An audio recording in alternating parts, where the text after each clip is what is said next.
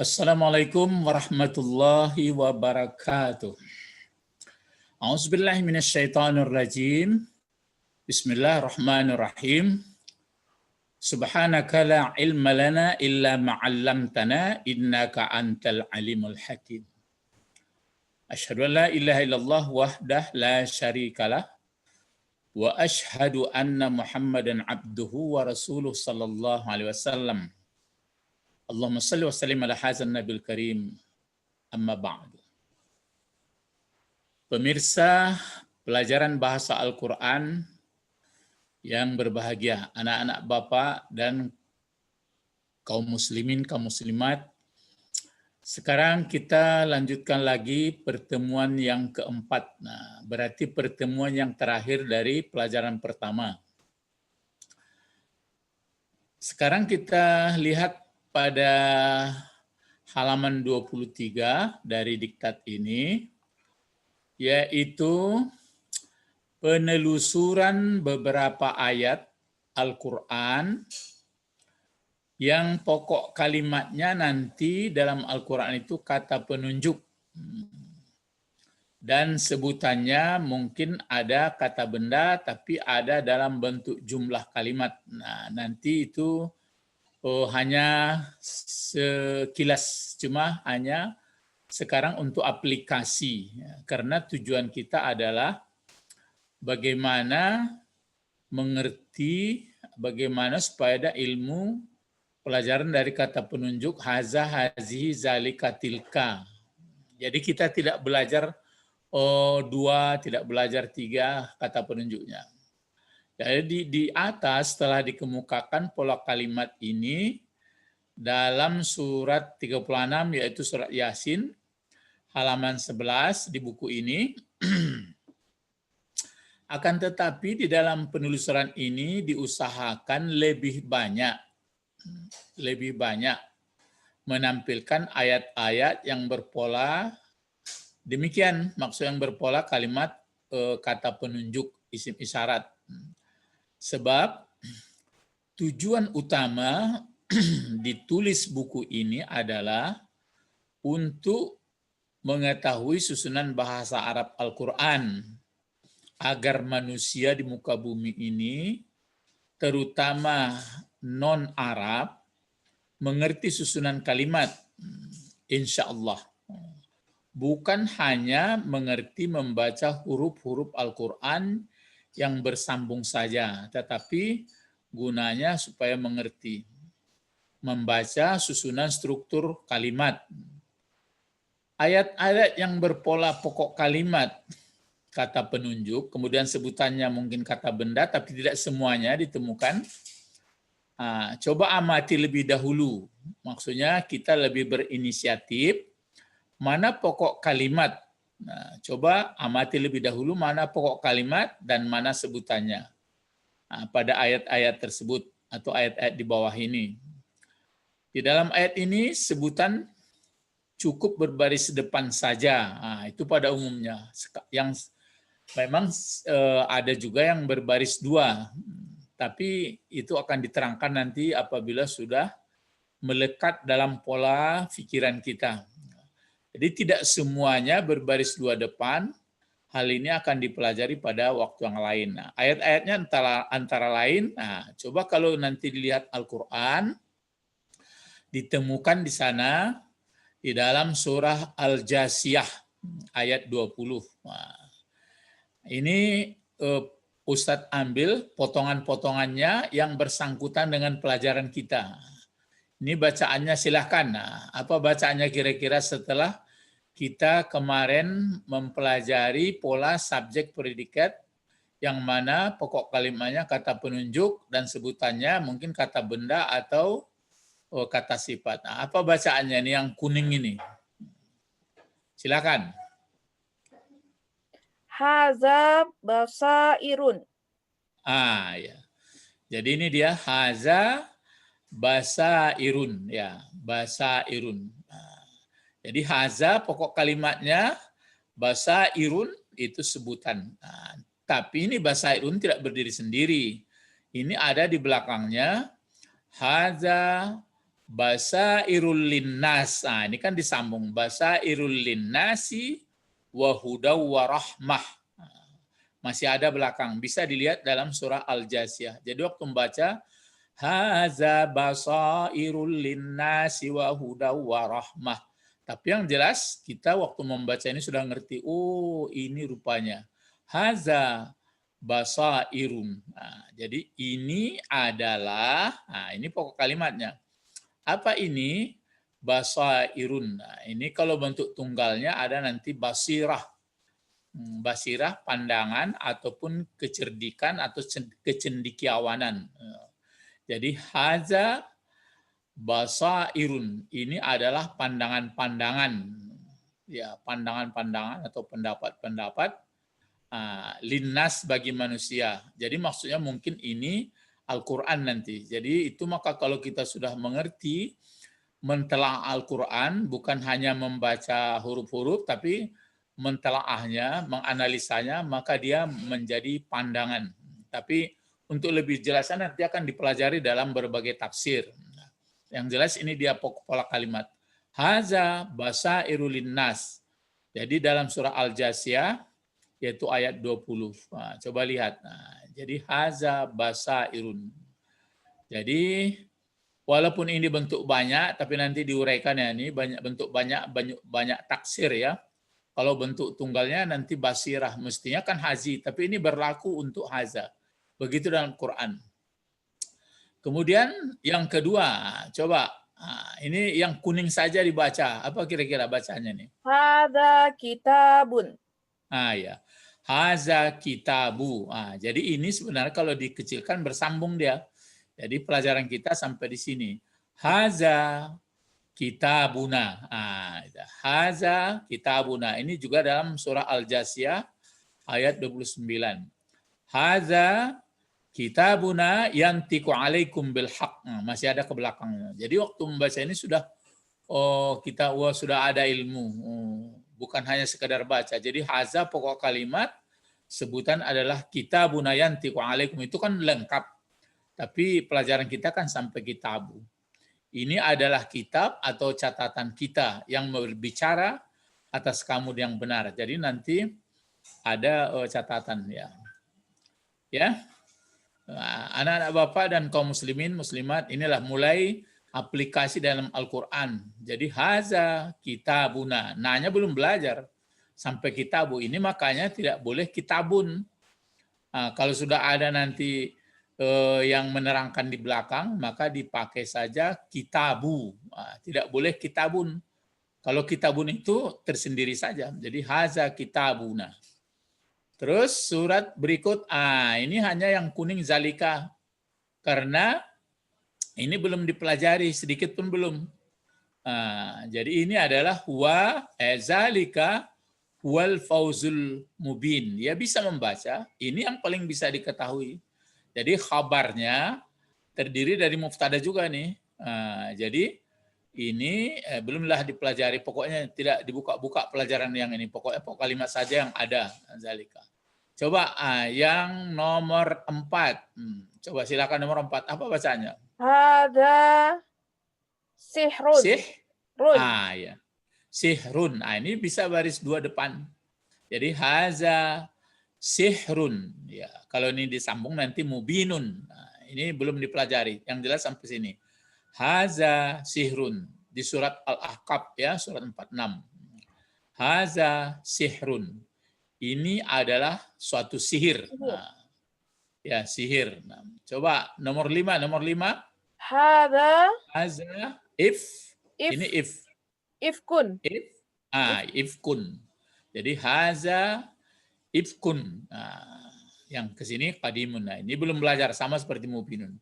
Tapi yang jelas bagi anak-anak Bapak dan kaum muslimin muslimat, berarti sudah ada hasil pekerjaan dari pola kalimat, kata penunjuk, dan sebutan kata benda. Berarti ini dia. Jadi ibaratnya pekerjaan tadi sudah diangsur. Jadi ada orang mengatakan gaya pepatah Arab, kul amrin biangsurin, katanya. Setiap pekerjaan harus diangsur-angsur. Padahal itu bukan bahasa Arab ya. Jadi haza ifkun. Ifkun artinya bohong ya. Eh, Terus nomor 6. Nah, bagaimana aplikasinya? Hada nazirun. Iya. Haza nazirun ya. Ini haza pokok kalimat, nazirun sebutan. Nah, terus nomor 7. Nah, Hada ini tidak perlu. yaumun. Ya, haza yaumun. Jadi yakulu tidak perlu dibaca. Ini nanti, ini belum pelajar nih. Ya. Jadi yang jelas haza yaumun. Nah, di sini nanti mungkin asirun atau asrun ya. Haza yaum, ini adalah hari ya. Asrun yang sulit ya. Jadi kita tidak lari ke terjemahan. Pada umumnya ya orang kalau sudah pandai baca apa kira-kira terjemahan, dia tidak memikirkan bagaimana susunan kalimat. Jadi untuk pertama nggak apa-apa, tapi untuk selanjutnya harus kita pelajari. Jadi haza yaumun, haza pokok kalimat, yaumun adalah sebutan. Haza mubtada, yaumun adalah khabar. Haza subjek, yaumun adalah predikat. Terus nomor 8. Silakan, Fadholi. Hadihi jahannamu. Iya. Hazihi jahannamun. Ya, ini nanti jahannamu karena disambung jahannamul lati. Jadi berarti dengan ada hazihi di sini sebutannya jahannam, sedangkan hazihi menurut pengetahuan kita yang dahulu sudah 3 kali pertemuan, kata penunjuk dalam muzakkar atau muannas? Muannas. Muannas, perempuan ya. Sebutannya muannas pula ini. Jadi jahannam walaupun tidak ada tanda muannas, inilah salah satu kata benda yang diuntukkan untuk perempuan. Ya, jadi hazihi jahannamu. Ini adalah neraka jahannam. Nah, terus di dalam surat Waqiah lagi apa itu? Hada Nuzulu. nuzulun. Ya, ini aslinya nuzulum. Nuzuluhum. Ya, nuzulun. Jadi nuzulun khabar atau sebutan. Ini adalah tempat mereka pada hari pembalasan, hari agama atau hari tatanan, hari pembalasan perangai di dunia. Jadi haza nuzuluhum. Terus itu di dalam surah Al-Waqiah ayat 56. Berikut dalam surat Taghabun. Nah, apa itu? Zalika yaumu. Yaumun ya, atau yaumut taghabun ya. Taghabun ini belum belajar. Jadi zalika yaumu itu adalah hari taghabun ya. Terus ini tilka hadu. Nah, hududu.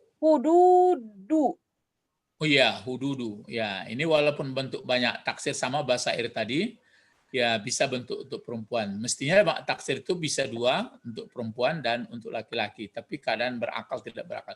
Itu nanti dipelajari setelah melekat pola-pola kalimat dalam pikiran. Ini sebutannya banyak. Kalau bentuk tunggalnya kan haddun, had batas peraturan. Jadi kalau hudud berarti peraturan-peraturan. Itu adalah peraturan-peraturan Allah. Di dalam surat Talak.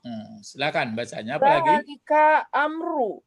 Ya, Zarika amru. Jadi amru. Karena dia disandarkan nanti ke Allah menjadi amrullahi ya. Itu nanti ya. Terus aplikasi berikut apa lagi? Nomor 13. Haji tazkiratun. Iya, haji tazkiratun. Ya, tazkirah pelajaran. Terus nomor 14. Hadza yaumu. Ya, haza yaumun. Tapi ini biasa yaumul fasli ya, yaumul fasli. Terus ini sedikit yang kuning-kuning saja, ini dibatasi. Ya, ini kan karena pelajar Al-Qur'an jadi ini mungkin ada penambahan-penambahan ilmu, tapi cukup di sini adalah tilka karatun ya.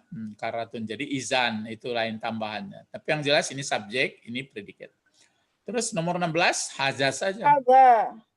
Haza. Sebenarnya kabarnya lafis suhufil ula. Haza lafis suhufil ula. Tapi ini kan belum dipelajari. Terus nomor 17 dalam surah Al-Bayyinah. Zalika dinu. Dinu. Ya, zalika dinu. Itu adalah cuma disambung nanti kaimah. Jadi zalika.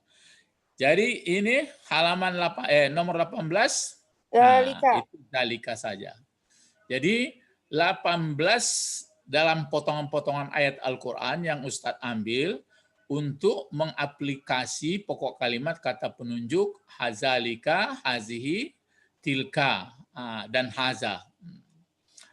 Namun, ini ya, ada juga nanti dalam kalimat ayat yang memakai kata penunjuk atau isim isyarah, tetapi bukan seperti susunan pelajaran pertama. Kalau pertama kan jelas pokok kalimat haza, sebutannya nanti berdiri sendiri ataupun di belakang ada. Tapi kalau ini enggak, lihat beberapa ini ya, lihat beberapa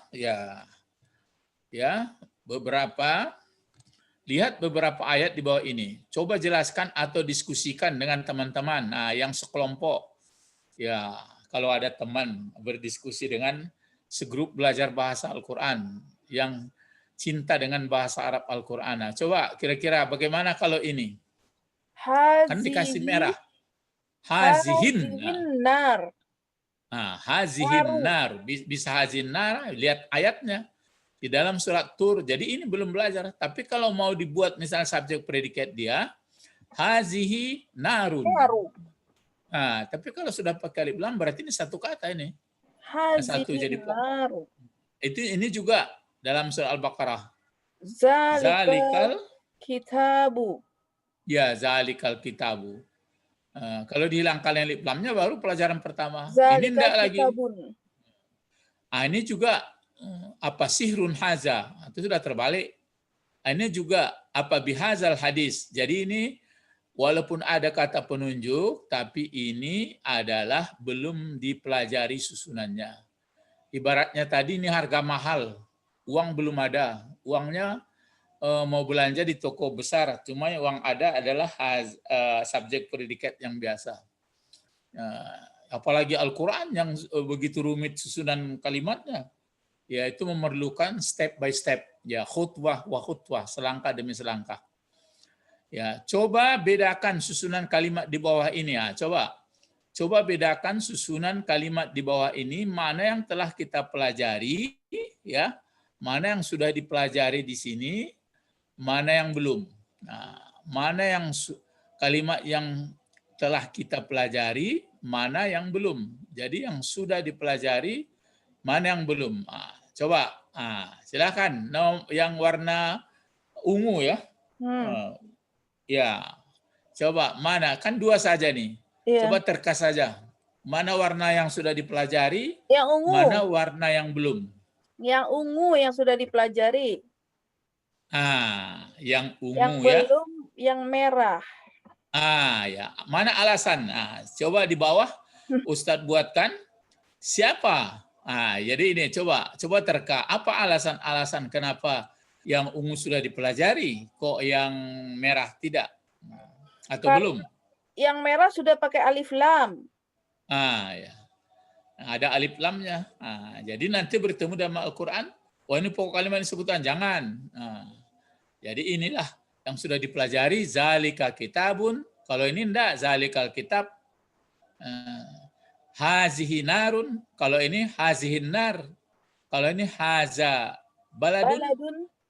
Kalau ini hazal balad, kalau ini hazihi tazkirah, sudah dipelajari. Tilka hudud, tadi sudah tilka dar, kalau ini tilka dar. Kan betapa indahnya, betapa mudahnya. Mudah kok bahasa Al-Quran. Ya. Terus, ini lagi, siapa yang berani menjelaskan? Siapa yang berani yang menjelaskan perbedaan susunan kalimat tersebut? Silakan. Ini tadi kan sudah disilakan. Kemudian coba buat pula di antara 10 susunan kata ini, maksudnya 10 kalimat ini, menjadi kalimat menidakkan menggunakan laisa atau laisat, dan membuat kalimat bertanya. Berarti kalau yang 10 tentu tidak bisa dibuat 10, hanya yang bisa dibuat adalah yang mana? Ada subjek dan nomor yang 1, sudah 3, 5. Coba buat ini kalimat menidakkan. Zalika laisa kitaban. Coba ini. Hadihi laisat nara. Ya, ini. Hadza laisa baladan. Ya. Hazihi laisat tazkiratan. Naam. Tilka tilka laisat hududan. Hududan. Ini? Tilka laisat daran. Ya. Tilka laisat daran. Nah, sekarang coba buat kalimat bertanya. Apakah dengan menggunakan hal? Hal zalika kitabun? Ya. Hal hadhihi narun? Naam. Hal hada baladun? Ya. Hal hadhihi tazkiratun? Naam. Hal tilka hududun? Ya. Hal tilka Darun. darun? Ya. Nah, kalau begitu berarti sudah berani namanya tuh. Bisa membuat kalimat menidakkan, bisa kalimat menidakkan, bisa kalimat bertanya ya. Nah, dengan demikian, insya Allah mengerti dan pahamlah hendaknya susunan kalimat yang berpola mubtada atau subjek, khabar atau predikat, yang pokok kalimatnya kata penunjuk atau isim isyarat. Nah, jangan lupa ketika baca Al-Quran atau hadis atau bacaan-bacaan sholat, supaya memperhatikan susunan kalimat-kalimatnya. Jadi mulai tertarik melihat.